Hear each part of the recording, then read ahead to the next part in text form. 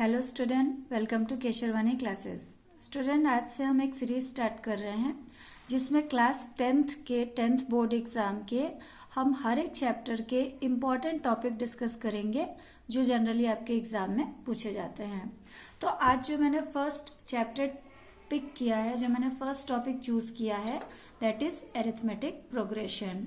तो इस वीडियो में मैं आपसे दो क्वेश्चन शेयर कर रही हूँ, दो क्वेश्चन हम डिस्कस करते हैं।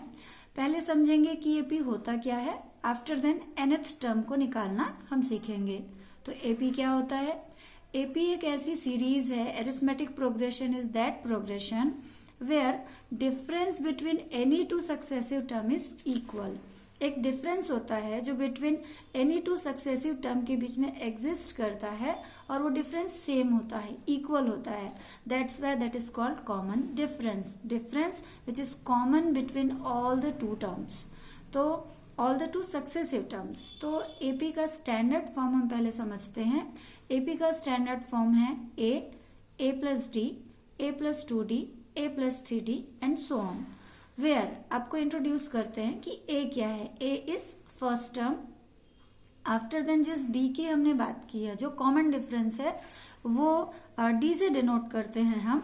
और डी को निकालने का ना एक पैटर्न होता है कि आप कैसे निकाल सकते हो डी। तो डी को निकालने का तरीका होता है, आइदर आप सेकेंड टर्म में फर्स्ट टर्म माइनस करिए, आप थर्ड टर्म में सेकेंड टर्म भी माइनस करेंगे, आपको रिजल्ट सेम मिलेगा। एंड अगर ये रिजल्ट सेम है तभी तो वो सीरीज एपी होगी, अदरवाइज नहीं होगी। तो पहले तो ऐसे ही क्वेश्चन आएंगे 1 मार्क 2 मार्क में कि आपको एक सीरीज दी जाएगी and you have to identify that whether it is an AP और नॉट। तो एक एग्जांपल मैंने रूट वाला लिया है बिकॉज रूट वाले क्वेश्चंस में थोड़ी सी दिक्कत होती है बच्चों को। तो चलिए देखते हैं कि हम इसको कैसे चेक करेंगे। तो ये मैंने लिया है क्वेश्चन √2, √8, √18, √32, ये हमें चेक करना है। तो जब भी रूट वाला क्वेश्चन आएगा आप एक चीज हमेशा ध्यान में रखिएगा कि ये जो रूट है इसको सिंपल करना है, जिससे आप समझ पाओगे कि यहाँ पे कोई डिफरेंस दिख भी रहा है या नहीं। तो √2 तो ऑलरेडी अपने सिंपलेस्ट फॉर्म में है। √8 को हम क्या लिख सकते हैं? देखिए √8 को लिख सकते हैं 2 इंटू 2 इंटू 2, 2 का पेयर बना, बाहर निकाला, रूट के अंदर अभी भी एक 2 बचा। 18 को क्या लिख सकते हैं फैक्टराइज करके? 3 इंटू 3 इंटू 2, 3 का पेयर बनेगा, नेक्स्ट स्टेप में हम बाहर निकालेंगे। Similarly √32 can be written as 4 into 4 into 2। Now अब सबको थोड़े सिंपल फॉर्म में लिखिए। तो √2 is √2, √8 becomes 2√2, √18 is actually 3√2। Similarly √32 को हमने लिखा 4√2। अभी हम डी निकालते हैं, चेक करते हैं कि फर्स्ट एंड सेकेंड टर्म का difference and second and third term का डिफरेंस सेम है या नहीं, इक्वल है या नहीं। तो डी निकालने का फॉर्मूला लिखा मैंने, second term minus first term. Now second term is 2√2, first term is 1√2। तो 2√2 में हम 1√2 माइनस करेंगे तो ऑब्वियस है 1√2 बचेगा। नाउ हम थर्ड टर्म और सेकेंड टर्म का डिफरेंस निकालते हैं। तो third term is 3√2, second term is 2√2। तो 3√2 में 2√2 माइनस करेंगे, again you will get same result. तो देखा आपने, फर्स्ट 2 टर्म का difference and second and third term का डिफरेंस इक्वल है। तो आप लिखोगे here a2 minus a1 is equal to a3 minus a2, so yes it is an AP. तो इस तरह के क्वेश्चन आते हैं जिसमें हमें चेक करना होता है, आइडेंटिफाई करना होता है that given series is AP और नॉट।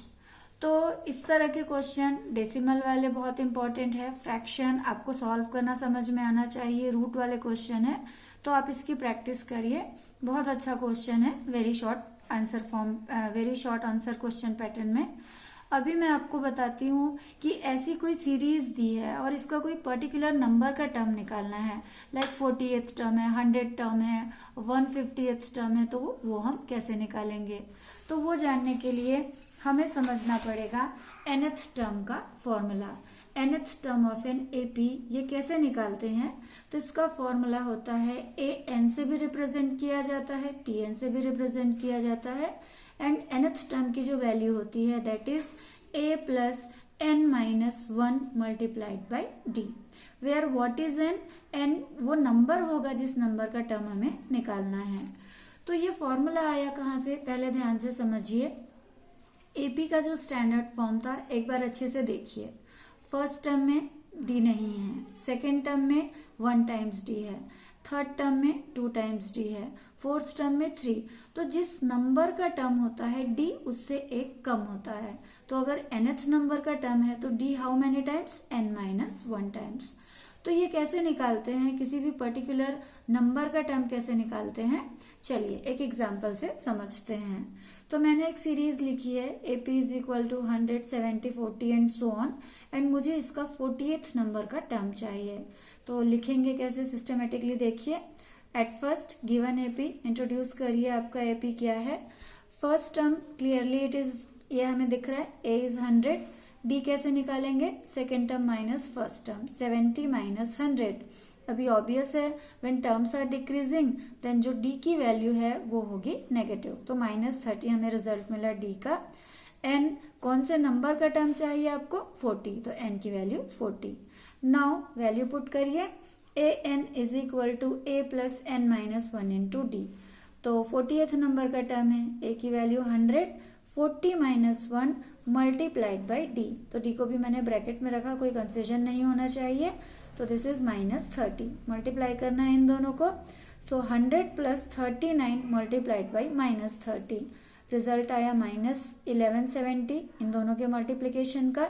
100 प्लस फॉर्म में है, दिस इज माइनस। तो जब हमने दोनों को ऐड किया देन हमें रिजल्ट मिला दैट 40th टर्म इज -1070। तो इसी तरह से आपको कोई भी एक सीरीज दी जाएगी और आपको उस सीरीज के किसी भी पर्टिकुलर नंबर का टर्म आइडेंटिफाई करना रहेगा।